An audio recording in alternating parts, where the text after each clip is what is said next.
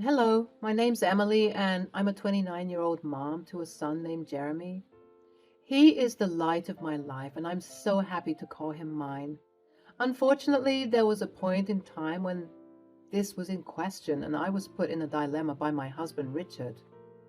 Ever since Richard and I had Jeremy, he'd been colder and more distant. This coincided with his sister's awful diagnosis that she received at the hospital. Anna was infertile. This news came as a big shock to everyone, especially because Anna wanted children of her own. But alas, her hopes were dashed when the doctors found out this awful news. It was indeed disheartening, and Richard and Anna were super close, so it was also negatively impacting Richard.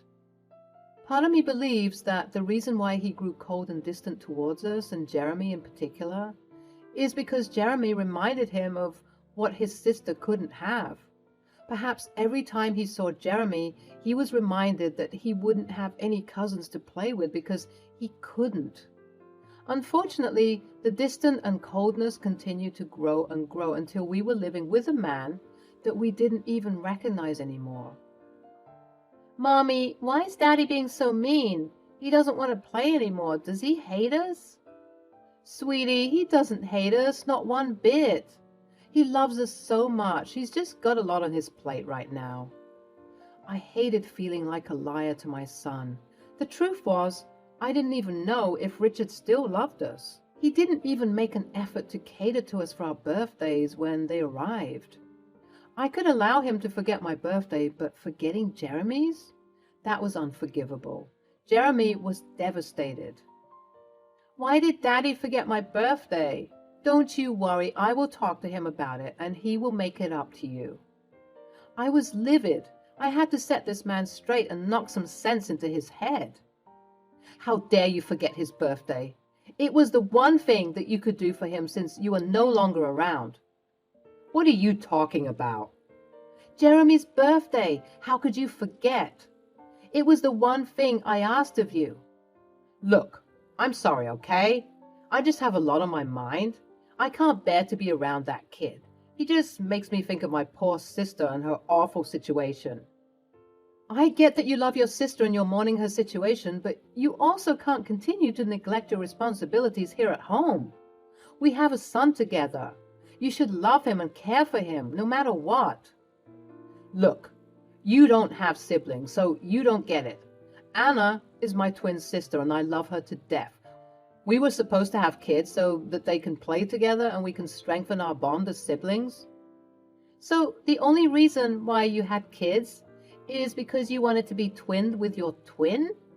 That's one of the weirdest things I've ever heard. Why would you do that? It's our special sibling pact that we made. You wouldn't understand. So the reason why you forgot your son's birthday was that you were upset that you couldn't fulfill a sibling pact? Okay, look, I know that things haven't been the greatest between us lately, but I'm currently in the works of finding a solution to all of this. Okay, what's the solution? I'll tell you when all of the important parties in this situation are present. The next day came around and it would change my life forever. I was honestly so upset with everything that transpired this day. Richard had decided to come home from work a bit early, and he brought with him a special surprise. Hello, everyone. Emily, come see who I brought with me. Oh, Anna, lovely seeing you. It's been a long time. How have you been holding up? I've been well. I'm excited about today's discussion. Oh, Richard hadn't told me that this discussion would come so soon. Time is of the essence, Emily. Let's get straight to it. We all gathered in the living room and settled into the couches before Richard announced what I considered the worst possible thing he ever could have said to me.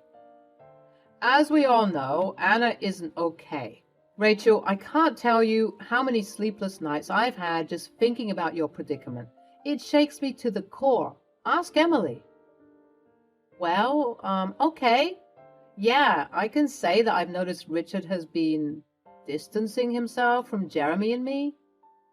Yes, I have. I won't deny it. I can't deny it any longer. And it's because I figured out the solution to all of our problems. Emily, you know that the reason for my distance is because of Jeremy. I simply can't bear to look at him knowing that my dearest sister is more deserving of being a mother than I ever could be as a father. So I was talking to Anna one night, and we decided that to re-establish peace and harmony within our home, as well as making Anna happy and content in motherhood, I'll give our son to her to have and cherish. What? Isn't he such a wonderful brother? Were you two inhaling toxic fumes or something? How many fingers am I holding up? Be serious, Emily. I am being serious. I mean, what sort of question is that? Anybody who would even dare to think that doing that is okay is definitely not all right in the head. At this mention, Anna looked dejected, and of course, Brother Dearest had to come to the rescue. Listen, Emily, I'm not in the mood for your shenanigans. Me neither. How could you even say such a thing, Richard? What would Jeremy think? He already believes that you don't love him. What is it going to look like when you ship him off to someone who isn't his mom? But I am his mom. Excuse me? I was ready to charge right into her. The thought of her being hospitalized and me in jail flashed before my eyes, but I didn't care about the consequences. She had to be taught a lesson. Seeing the tensions rising, however, she decided to sugarcoat her preposterous ideologies. I just mean that, look, listen, Emily, you're a wonderful girl. Do you remember on your wedding night you were feeling nervous and I told you that everything is going to be all right because you and Richard were made for each other? Well, I feel in some deep and maybe even crazy way that Jeremy is my son. My twin brother and I share many things, including soul ties. What I'm saying is I have a soul tie to your son because my brother and I are so connected that we are practically the same person. Do you understand? I understand that I'm about to knock your teeth down your throat if you keep spewing nonsense.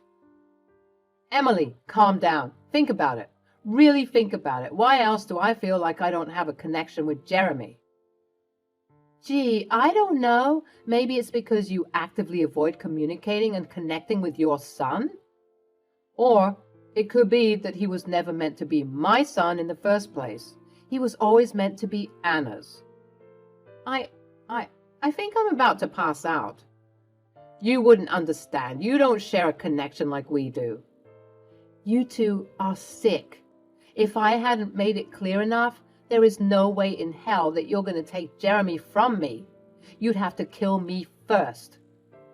If you don't do this, I'm sorry, but we're going to have to get a divorce. What? Are you being serious right now? Are you hearing the words that are coming out of your mouth? And I'm being so serious too. If you don't agree with this new arrangement, I'm divorcing you. And because I have way more money than you do, I'll get custody of Jeremy. We could do this the easy way or the hard way. I got up and spat right in Richard's face. You want to get a divorce? Fine, let's do it. You'll be doing Jeremy and me a favor. Your family is unwell. So as a final piece of spousal advice, I urge you two to seek some serious help and some strong prescription medication to help you with your delusions. I'm glad to finally be rid of you. I wish I saw the real you sooner. See you in court. And with that, I hurried to Jeremy, who was sleeping in his room. Mommy, what's going on? Hey, sleepyhead, I'm so sorry for waking you up, but we need to go. Go? Go where? Well, because you're my special baby, I wanted to spoil you. Do you remember that hotel we went to a couple of months ago? Uh-huh. The one with the pool and the monkey bars? The very one, baby. We're going to go there right now, but you have to be very quick in packing your things, okay? Mommy will help you, but Mommy also needs to pack. What about Daddy? Can Daddy help us? Or is he too busy again? Daddy can't come with us to the hotel today, sweetie. Why not? I want Daddy to come. I know, baby, Maybe sometimes we can come to visit Daddy at home while you and I are having loads of fun at the hotel. Okay. Jeremy was obviously devastated. His little mind couldn't even begin to comprehend the idiocy I witnessed today, even if I tried to tell him the whole truth. As if I was on autopilot, my body began to move hastily, packing up our essentials and heading to the car in the garage. As I was beginning to pull out of the driveway, I saw Richard and Anna in the driveway, attempting to stop us, but I didn't care. I drove off at full speed, silently waving goodbye to a life I once knew. Jeremy and I arrived at the hotel and began to lodge there. As much as I tried to keep him entertained for the week that he had already spent there, his cries for his father grew and grew each day they were apart. I didn't know what else to do. I knew that I had to face my demons. The last time Richard and I talked was when I heard that horrid news a week ago. He didn't even bother to text or call or check up on us. Anna, on the other hand, was appearing to be the good cop in this situation by letting me know how worried they were for us, and that I needed to come back home to sort this issue out. But in my eyes, there was absolutely nothing to sort out. What sort of maniac proposes such a thought? I was still trying to rack my brain, but the first thing I needed to do was to talk to my baby.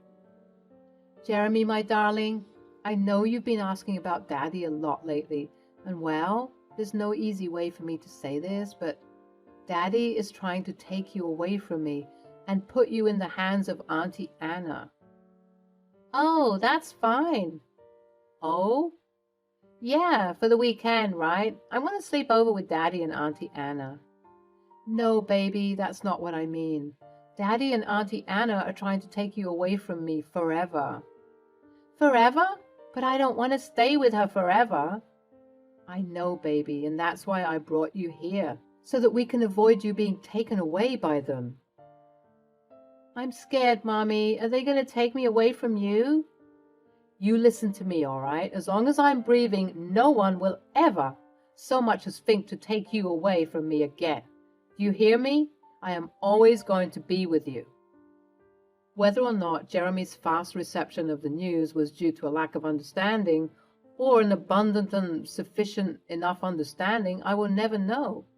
I just knew that I was grateful for his apparent cooperation at the time. You know what they say, speak of the devil and he shall appear. Well, just as Jeremy and I had finished up our emotional and deep conversation, Richard called. I discreetly answered it. These games have run long enough. You know, the reason why I let you go that day is because I was being gracious. Yes, Emily, you should be thanking me. I thought that you'd have a couple of final days with your son before he goes to his rightful mother. But I'm afraid now my patience has worn thin. You're sick, and you're going to rot for what you're trying to do. You'll fail. You will always fail when it comes to doing what's best for Jeremy. Tell me where you are right now. I'm coming to get the kid. I'd rather walk on hot coals than tell you anything about my whereabouts. Jeremy isn't going anywhere unless it's with me. You got that through your sick and diseased skull?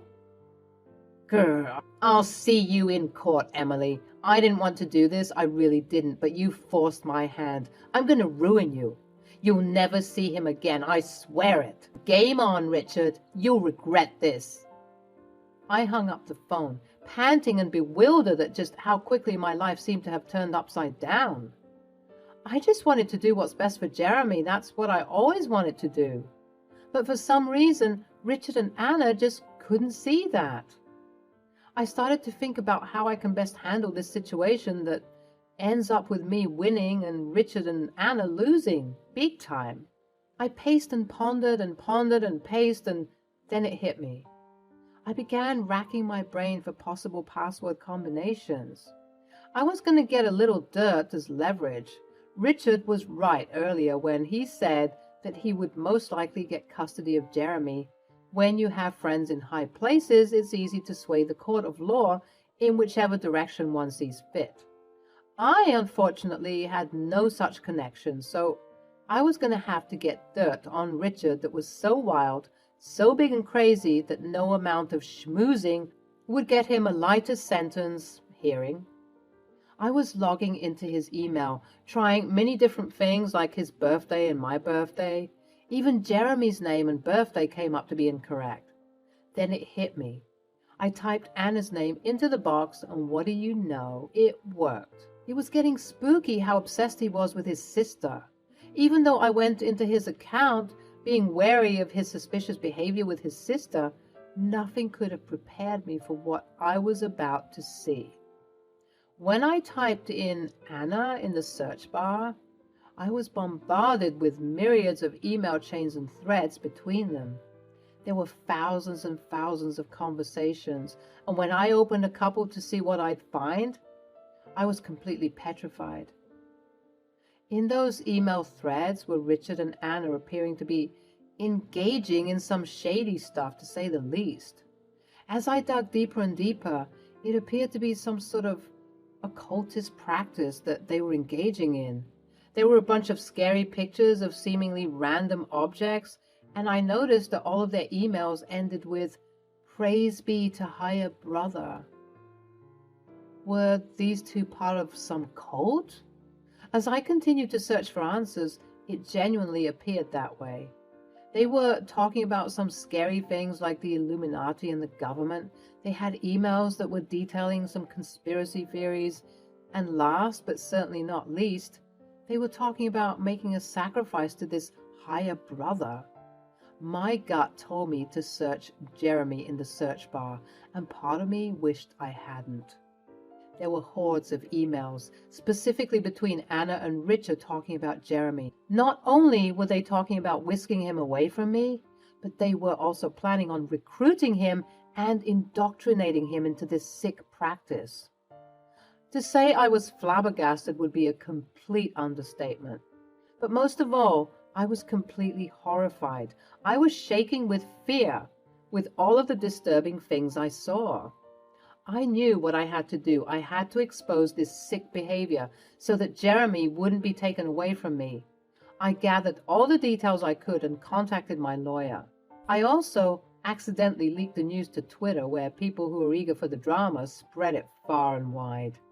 Before the day was done, the news had already garnered thousands of views.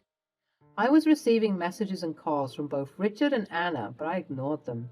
Their angry death threats, I guess they suspected that I did this, only added fuel to the fire of justice that was about to consume them. Fast forward a couple of months, Jeremy and I moved out of the hotel to live with my mom, and the divorce proceedings were finalized. During the divorce, Richard was being tried for plotting to commit child endangerment, alongside his oh-so-lovely sister, of course. He's being tried with irrefutable evidence of what he plotted to do was so huge that no amount of bribing or schmoozing he wanted to do would help him reduce his sentence, let alone have custody over Jeremy. Richard and Anna did indeed do some jail time for their crimes, and I, in turn, was given the house to live in with Jeremy. He was all mine, as he always was. After discovering just how awful his father actually was, that blind love that innocent Jeremy had turned into logical aversion, my baby was learning that not everyone in his life has his best intentions at heart, even the people who are supposed to. Sometimes, especially at the beginning of the sentence, to rub salt in those already sore wounds, I would visit the penitentiary and pay a visit to my dear old ex-husband. You did this to me. No, Richard, you did this to yourself. I just wanted to sit and watch you crash and burn. Look, I'll change. I need you to go on the stand and say that you discovered that what you found was fake and that someone is conspiring against me. I can't be in here any longer. Oh, honey, it's been 7 days and you're supposed to be here for at least 5 more years. I'll get you for this. You'll rue the day you met me. If you so much as try to take Jeremy from me again, I'll dig up some more dirt and make sure you never leave this place. Got that? And with that, I would laugh my way out of the prison, all the while being grateful for the way that things turned out for me in the end. Because of the fame that was garnered overnight regarding Richard and Anna, who were now being dubbed as the sinister siblings of the sect, I was able to go on many interviews and even get various brand deals to share my story. I did this so that I could have a stable income to support my new single mom lifestyle, as well as obviously help those who needed to hear a story like mine.